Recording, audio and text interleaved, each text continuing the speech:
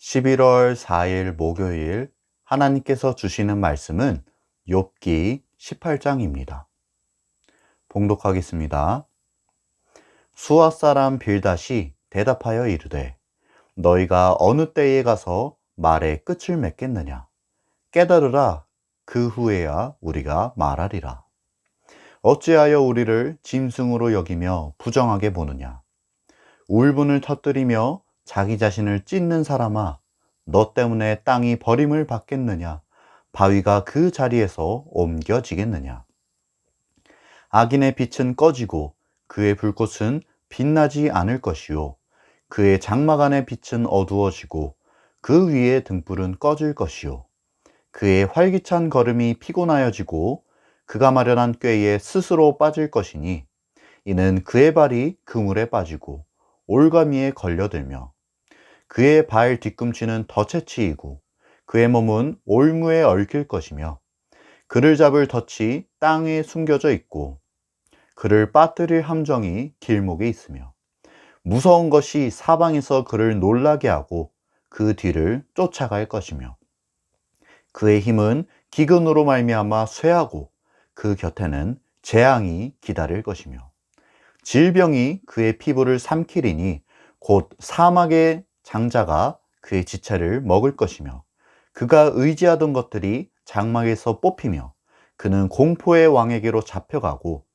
그에게 속하지 않은 자가 그의 장막에 거하리니 유황이 그의 처소에 뿌려질 것이며 밑으로 그의 뿌리가 마르고 위로는 그의 가지가 시들 것이며 그를 기념함이 땅에서 사라지고 거리에서는 그의 이름이 전해지지 않을 것이며 그는 광명으로부터 흑암으로 쫓겨 들어가며 세상에서 쫓겨날 것이며 그는 그의 백성 가운데 후손도 없고 후예도 없을 것이며 그가 거하던 곳에는 남은 자가 한 사람도 없을 것이라. 그의 운명에 서쪽에서 오는 자와 동쪽에서 오는 자가 깜짝 놀라리라. 참으로 불의한 자의 집이 이러하고 하나님을 알지 못하는 자의 처소도 이러하니라. 아멘. 욥기에는 욥과 친구들 사이의 대화가 총 3번 반복이 됩니다. 그중 오늘 본문 욥기 18장 말씀은 빌닷의 2번째 말을 담고 있습니다. 그럼 이제 한 절씩 살펴보면서 빌닷이 과연 어떤 이야기를 하고 있는지 한번 알아보도록 하겠습니다. 먼저 2절과 3절 말씀을 함께 읽어보겠습니다. 시작. 너희가 어느 때에 가서 말의 끝을 맺겠느냐? 깨달으라, 그 후에야 우리가 말하리라. 어찌하여 우리를 짐승으로 여기며 부정하게 보느냐? 빌닷은 상당히 격양된 어조로 그의 말을 시작하고 있습니다. 그는 욥뿐만이 아니라 엘리바스와 소발에게까지 너희가 어느 때에 말의 끝을 맺겠느냐? 그 입을 다물라 이야기하고 있습니다. 빌닷이 보기에 욥은 그의 세 친구를 짐승과 같이 부정한 자로 보고 있습니다. 어리석은 자로 보고 있습니다. 이러한 부분을 놓고 빌닷은 처음부터 감정적인 태도로 욥에게 이야기하고 있습니다. 이어서 4절 말씀을 보도록 하겠습니다. 울분을 터뜨리며 자기 자신을 찢는 사람아, 너 때문에 땅이 버림을 받겠느냐? 바위가 그 자리에서 옮겨지겠느냐? 빌닷은 욥에 대하여 인내심을 갖지 못하고 있습니다. 그가 보기에 욥은 그저 불평과 불만이 가득하여 화를 참지 못하는 사람입니다. 그러한 욥을 향하여 빌닷은 마치 조롱하듯이 욥아, 네가 아무리 울분을 터뜨려도 바뀌는 건 없어. 네가 그렇게 화를 낸다고 해서 문제가 해결될 것 같아? 이야기하고 있습니다. 이것이 바로 4절의 내용입니다. 이어지는 5절에서부터 빌닷은 본격적으로 악인이 받는 심판과 그가 처하게 될 운명에 대해 이야기합니다. 표면적으로 볼 때 빌닷은 악인에 대한 이야기를 하고 있습니다. 하지만 사실 이것은 욥 들으라고, 욥을 향해 하는 이야기입니다. 그럼 먼저 5절과 6절 말씀을 함께 읽어보겠습니다. 시작. 악인의 빛은 꺼지고 그의 불꽃은 빛나지 않을 것이요 그의 장막 안의 빛은 어두워지고 그 위의 등불은 꺼질 것이요. 지금 당장 악인은 빛이 나고 그의 장막은 환하게 밝혀져 있지만 결국 그의 빛은 꺼질 것이요 그의 장막은 어두워질 것이라고 빌닷은 말하고 있습니다. 7절부터 11절 말씀에는 악인들의 길에 관한 이야기가 나옵니다. 악인의 걸음은 활기차 보이나 그는 곧 피곤해질 것입니다. 그는 자기가 마련한 꾀에 자기 스스로 빠질 것입니다. 자기가 설치해 놓은 함정에 자기 스스로 당할 것입니다. 죽음의 공포가 사방에서 그를 놀라게 하고 그의 뒤를 쫓아가 잠시도 놓아주지 않을 것입니다. 악인들의 길, 그들이 사는 인생은 다 이와 같을 것입니다. 12절부터 14절 말씀에는 악인들이 당하게 될 어려움과 그들의 결말에 관한 말씀이 나와 있습니다. 우리 12절부터 14절 말씀을 함께 읽어보겠습니다. 시작.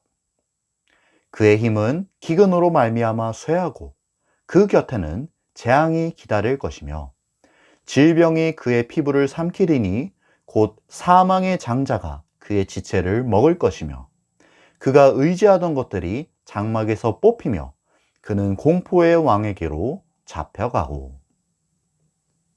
악인들이 제 아무리 열심히 일한다 한들 그들의 힘은 기근으로 인해 다 쇠하고 말 것입니다. 모든 일이 다 허사가 될 것입니다. 내 힘으론 도저히 어찌할 수 없는 재앙들이 악인들을 기다리고 있기 때문입니다. 또 질병이 나타나 그를 괴롭게 할 것입니다. 그는 피부병으로 인해 고통받을 것입니다.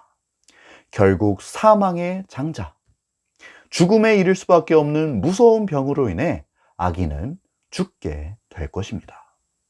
그가 의지하던 것들은 다 뽑혀나갈 것이며 죽음의 세계를 통치하는 왕, 공포의 왕에게로 끌려갈 것입니다. 악인들이 죽고 사라진 자리에는 무엇이 남아 있습니까? 15절부터 17절까지의 말씀은 이를 잘 보여주고 있습니다. 그에게 속하지 않은 자가 그의 장막에 거하리니 유황이 그의 처소에 뿌려질 것이며 밑으로 그의 뿌리가 마르고 위로는 그의 가지가 시들 것이며 그를 기념함이 땅에서 사라지고 거리에서는 그의 이름이 전해지지 않을 것이며 악인의 장막에는 그에게 속하지 않은 자가 살게 될 것입니다. 그의 처소는 유황으로 인해 황폐해지고 말 것입니다. 16절 말씀에서 빌닷은 악인과 그의 가문을 한 식물로 비유하고 있습니다. 그의 가문은 악인으로 인해 밑으로는 뿌리가 마르고 위로는 가지가 시들 것입니다. 그가 이 땅에 살아있을 때에는 사람들이 그의 이름을 기억하고 그의 이름을 부를지 모르지만 그가 죽고 난 후에는 아무도 그를 기억하지 않을 것입니다. 18절과 19절은 악인들의 마지막이 어떠한지를 잘 보여주고 있습니다. 그는 광명으로부터 흑암으로 쫓겨 들어가며 세상에서 쫓겨날 것이며 그는 그의 백성 가운데 후손도 없고 후예도 없을 것이며 그가 거하던 곳에는 남은 자가 한 사람도 없을 것이라. 이 말씀처럼 악인들은 결국 흑암으로 쫓겨 들어가며 세상에서 쫓겨날 것입니다. 그가 속한 백성 중에 아무도 그의 뒤를 잇는 자가 없을 것이며 그가 살던 거처에는 아무도 남은 자가 없을 것입니다. 그리고 사람들은 이런 악인들의 최후를 보며 깜짝 놀라게 될 것입니다. 20절 말씀입니다. 그의 운명에 서쪽에서 오는 자와 동쪽에서 오는 자가 깜짝 놀라리라. 마지막 21절 말씀을 통해 빌닷은 지금까지의 말들을 정리하고 있습니다. 21절 말씀을 함께 읽어보겠습니다. 시작. 참으로 불의한 자의 집이 이러하고 하나님을 알지 못하는 자의 처소도 이러하니라. 지금까지 이야기했던 악인들이 받게 될 모든 고난이 불의한 자와 하나님을 알지 못하는 자에게 임할 것이라 말하면서 빌닷은 그의 이야기를 마무리하고 있습니다. 오늘 주시는 메시지입니다. 첫째, 감정을 다스리라. 오늘 본문에서 빌닷은 아주 공격적이고 강경한 말투로 욥을 마구 쏘아붙이고 있습니다. 빌닷은 표면적으로는 악인들이 받는 고난, 악인들이 받는 형벌에 관하여 이야기하고 있지만 실상 이것들은 모두 욥을 향하여 하는 이야기입니다. 빌닷은 전혀 정제되지 않은 언어로 악인들의 최후를 이야기하고 있습니다. 어찌나 심하게 말하는지 그 표현들이 마치 악인들을 향한 저주 같습니다. 욥을 향한 저주 같습니다. 특히나 13절 말씀은 너무나도 노골적으로 들리는 이야기입니다. 13절 말씀을 제가 세 번역으로 읽어드리겠습니다. 그의 살갗은 성한 곳 없이 썩어 들어가고 마침내 죽을 병이 그의 팔다리를 파먹을 것이다. 욥은 지금 온몸에 종기가 나서 극심한 고통을 겪고 있습니다. 손으로 피부를 긁다 못해 그 간지러움을 못 이겨 질그릇 조각으로 온몸을 긁고 있습니다. 진물과 고름 범벅이 되어 너무나도 고통받고 있습니다. 대체 누가 그런 사람을 앞에 두고 악인의 살갗은 썩어 들어가며 마침내 죽을 병에 걸릴 것이라는 이야기를 할 수 있겠습니까? 감정적으로 격양이 되어 말을 아주 함부로 하는 빌닷의 모습을 볼 수 있습니다. 새 친구가 욥을 방문한 원래의 의도가 무엇이었습니까? 어려움을 당한 욥을 위로하고 하나님의 섭리를 설명하며 욥에게 희망을 주기 위함이었습니다. 하지만 욥의 이야기를 듣다가 감정적으로 격양된 빌닷은 원래의 목적을 잊어버리고 욥을 향하여 마구 저주를 퍼부었습니다. 욥의 반응이야 어떻든 간에, 욥의 마음이야 어떻든 간에 이러한 것들은 더 이상 중요하지 않았습니다. 그냥 내가 하고 싶은 말들, 내 속에 있는 감정들을 다 쏟아 놓았습니다. 조금 더 이성적으로 생각하고 자신의 감정을 제어해야 했습니다.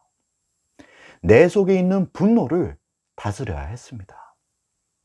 잠언 29장 22절에는 이런 말씀이 나옵니다. 노하는 자는 다툼을 일으키고 성내는 자는 범죄함이 많으니라. 감정을 다스리지 못하면 일을 그르치게 됩니다. 감정을 다스리지 못하면 주님 뜻에 반하게 됩니다. 내 감정을 주체하기 어려운 상황이 올 때마다 나의 연약한 마음을 하나님께 올려드리길 바랍니다. 내 힘으로는 안 됩니다. 내 의지로는 안 됩니다. 어려운 순간마다 성령 하나님을 의지하여 여러분의 감정을 잘 다스리길 바랍니다. 둘째 주시는 메시지입니다. 항상 겸손하라. 빌닷은 감정적으로 격양되었을 뿐 아니라 전혀 겸손하지 못한 태도로 이야기하고 있습니다.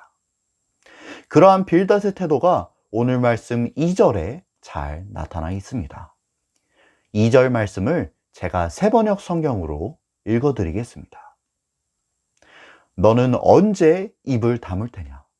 제발 좀 이제라도 눈치를 채고서 말을 그치면 우리가 말을 할 수 있겠다.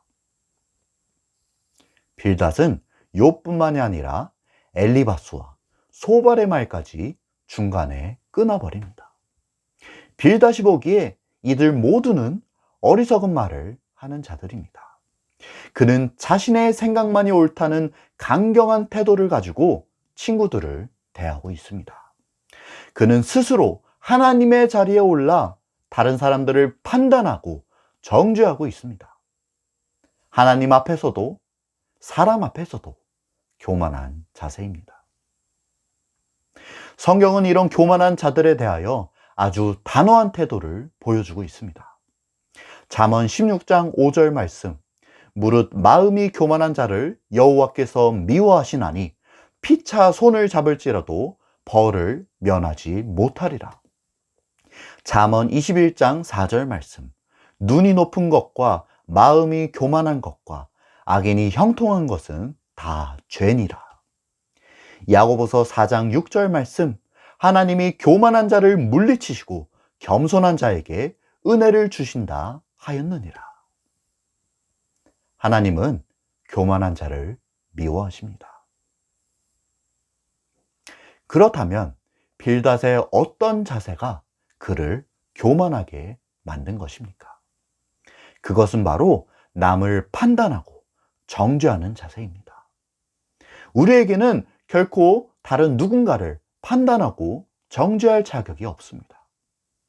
유다서 1장 9절 말씀에 보면 천사장 미가엘조차 마귀와 다투어 변론할 때에 감히 그를 비방하는 판결을 내리지 못했다고 나와 있습니다.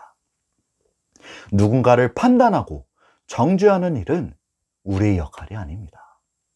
오직 우리 하나님만이 우리를 심판하십니다. 오직 우리 하나님만이 우리를 판단하십니다. 그 하나님께 우리의 모든 판결을 맡겨드리고 하나님께서 다 갚아주시기를 바라는 것이 바로 신앙입니다. 하나님 앞에서나 사람들 앞에서나 항상 겸손할 수 있기를 바랍니다. 교만하지 않기를 바랍니다. 그리하여 겸손한 자들에게 주시는 하나님의 은혜를 다 누리며 살아가실 수 있기를 주님의 이름으로 축복합니다. 함께 기도하겠습니다. 사랑의 주님, 오늘 말씀을 통해 주님의 귀한 음성을 들려주시니 참으로 감사합니다. 하나님, 저희가 저희의 감정을 잘 다스리길 원합니다. 언제 터져나올지 모르는 이 혈기와 분노를 다스리길 원합니다. 저희의 힘으로 될 수 없음을 고백하오니 성령 하나님, 저희를 긍휼히 여겨 주시옵소서. 하나님, 또한 저희가 주님 앞에 겸손하길 원합니다. 저희가 하나님의 자리에 올라 다른 누군가를 판단하고 정죄하지 않기를 원합니다. 항상 주님 앞에 겸손함으로 겸손한 자에게 내려주시는 하나님의 은혜를 다 누리며 살아갈 수 있게 도와주시옵소서. 모든 것 감사드리오며 예수님의 이름으로 기도드립니다. 아멘.